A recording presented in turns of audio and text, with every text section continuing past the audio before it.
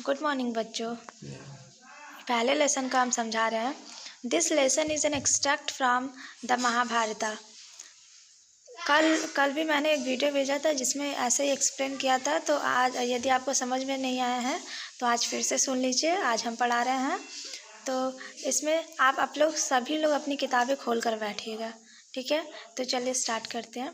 This lesson is extract from the Mahabharata. यह जो lesson है महाभारत से लिया गया है। It reflects the character of Yudhishthira. यह जो चैप्टर है इसमें युधिष्ठिरा के कैरेक्टर को दिखाया गया है। The Dharmaraj, his patience, kindness. Patience मतलब धैर्य, काइंडनेस मतलब दया, उनके धैर्य को, दया को, love for his brothers and intelligence, और उनका जो उनके भाइयों के प्रति प्यार है और जो उनकी बुद्धिमत्ता है, ये सारी चीज़ें इस चैप्टर में दिखाई गई है। He pleased Yaksha by giving satisfactory answer to his questions. उन्होंने प्लीज़ करना मतलब खुश करना होता है। यमराज को यक्ष के नाम से यहाँ पे रखा गया है। गिविंग सेटिस्फैक्ट्री, सेटिस्फैक्ट्री मतलब संतुष्ट करने वाला उत्तर, आंसर मतलब उत्तर।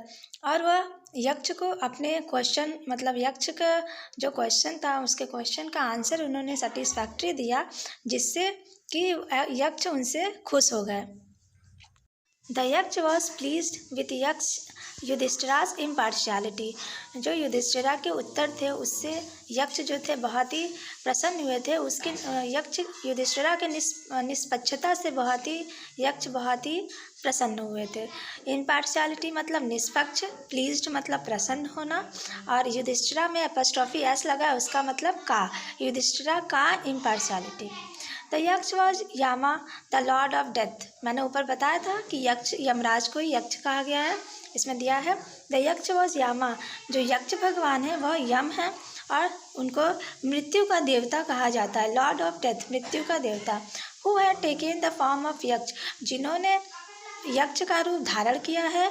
To see Yudhishthira and test his knowledge, और उन्होंने इसलिए यक्ष का रूप धारण किया है कि वह युधिष्ठिरा को देखना चाहते थे और उनके नॉलेज का वो टेस्ट करना चाहते थे, उनके ज्ञान का वह परीक्षण करना चाहते थे।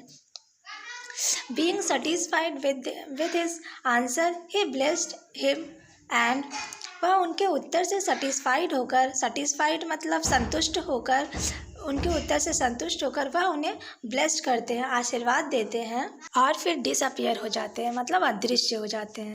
Yudhishthira waited for his brother in anxiety and thirst.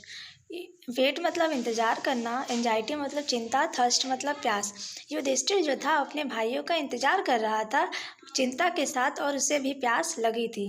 Can they have been subjected to a curse और they still wandering about in the forest in search of water. वो सोच रहा है कि कहीं वो किसी सांप का सब्जेक्ट तो नहीं बन गया, मतलब किसी ने उन्हें सांप तो नहीं दे दिया। सब्जेक्ट मतलब विषय, कर्स मतलब श्राप, वॉन्डरिंग मतलब इधर उधर घूमना, भटकना, about in the forest in search of water. वो सोच रहे हैं कहीं उनके भाइयों को किसी ने सांप तो नहीं दे दिया, या वह अभी भी पानी की तलाश में इधर उधर भटक रहे हैं। कैन दे हैव फेंटेड और डाइड ऑफ थर्स्ट, कहीं वो फेंटेड मतलब मूर्छित हो जाना, डाइड मतलब मृत्यु, थर्स्ट मतलब प्यास, कहीं वो प्यास से मूर्छित या मृत्यु को प्राप्त तो नहीं हो गए। अनेबल टू बियर, अनेबल मतलब ना कर सकना, बियर मतलब सहन न करते हुए ये सारे विचार, दीज थॉट मतलब विचार, ये सारे विचार उनके मन में आ रहे थे और जिसे वह सहन नहीं कर पा रहे थे। And driven by overpowering thirst, और इस तरह की जोरदार विचार उनके मन में आ रहा था और उन्हें भी प्यास लगी हुई थी। ही गेव अप वेटिंग, और इसलिए उन्होंने, गेव अप मतलब त्याग देना, वेटिंग मतलब इंतजार करना, वह इंतजार करना त्याग कर started out to look for his brothers and the pool hoping that he might find them. वह भी स्टार्ट कर दिए मतलब वहाँ से चल दिए अपने भाइयों की तलाश में, और वह pool hoping that he might find them, और वह उनकी तलाश में उस तरफ बढ़े जिधर कि उन्हें कोई पूल या तालाब मिल जाए। Yudhishthira proceeded in the direction of his brothers had taken and kept on walking through tract full of wild bear and spotted deer and big forest birds till he came upon a beautiful green meadow. Yudhishthira भी उसी direction मतलब दिशा में proceed करना मतलब आगे बढ़ना, उसी दिशा में आगे बढ़ जाता है जिस दिशा में उसके भाई लोग गए हुए थे। और truck full of wild bear, और वो जाते जाते एक ऐसे रास्ते पे पहुंचता है जहाँ बहुत ही भयानक जंगली भालू और स्पॉटेड डियर मतलब हिरन, big forest bird till he came upon a beautiful green मीडो, मतलब जंगली शेर, भालू और जितने भी जंगली जानवर से होते हुए एक हरे चरागाह की तरफ पहुंच जाता है। Around a pool of clear water, और वह उस ग्रीन मीडो से मतलब मीडो मतलब चरागार होता है, वहाँ से जब वहाँ पहुँचे तो वहाँ पे उन्हें उसके चारों ओर एक तालाब दिखा जो बहुत ही क्लियर, बहुत ही साफ पानी का पूल था।